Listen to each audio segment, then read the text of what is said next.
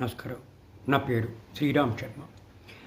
మనలో ఎవరైనా సరే ఓ బిల్డర్ దగ్గర అపార్ట్మెంటు కొనుక్కోవడానికని అడ్వాన్స్ ఇచ్చి బుక్ చేసుకున్నాం అనుకోండి.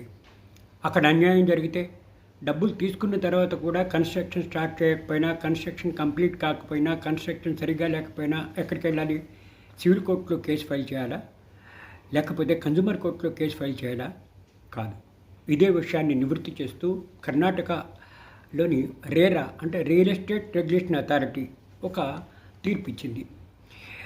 సదరు రేరా ఆ తీర్పులు ఏం చెప్తుందంటే, ఒక పర్సను బిల్డర్కి అడ్వాన్స్ ఇచ్చాడు, కన్స్ట్రక్షన్ కంప్లీట్ అయ్యి బిల్డింగ్ ఇస్తానని చెప్పేసి ప్రామిస్ చేస్తే అతను 57 లక్షల చిల్లర అడ్వాన్స్ ఇచ్చాడు ఆ బిల్డర్కి.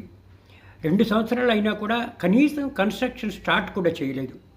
చేసేది లేక ఎవరైతే బుక్ చేశారో అతడు Karnataka regular authority real estate regular అథారిటీలో కంప్లైంట్ ఇచ్చాడు.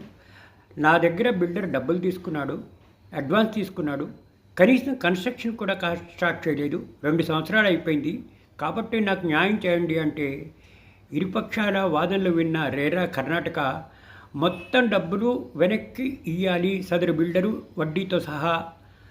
అది కాకుండా ఖర్చులు ఇవ్వాలి, 50,000 నష్టపరిహారం చెల్లించాలి అని చెప్పేసి తీర్పు ఇవ్వడం జరిగింది. ఈ తీర్పు ద్వారా మనకు తెలిసేదేంటి?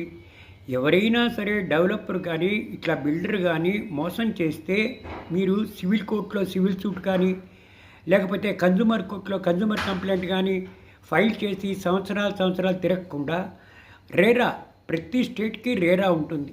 అంటే రియల్ ఎస్టేట్ రెగ్యులేషన్ అథారిటీ ఇట్లా మోసం చేస్తే అక్కడ ఫైల్ చేసుకోవాలి. కర్ణాటకలోని రేరా ఉంది, అక్కడ ఫైల్ చేశారు ఈ కంప్లైంట్. తక్షణం 2 నెలల్లో డిస్పోజల్ అయిపోయింది. కాబట్టి ప్రతి అపార్ట్మెంట్ ఓనరు కొనుక్కోడానికి ప్రయత్నం చేసిన వాళ్ళు మోసపోతే ఇట్లా కన్జ్యూమర్ కోర్టులో కానీ సివిల్ కోర్టులో కానీ హైకోర్టులో కానీ వేసుకోకుండా రేరాలో వేస్తే న్యాయం జరుగుతుంది అని చెప్పడానికి ఇదొక చక్కటి ఉదాహరణ. Thank you.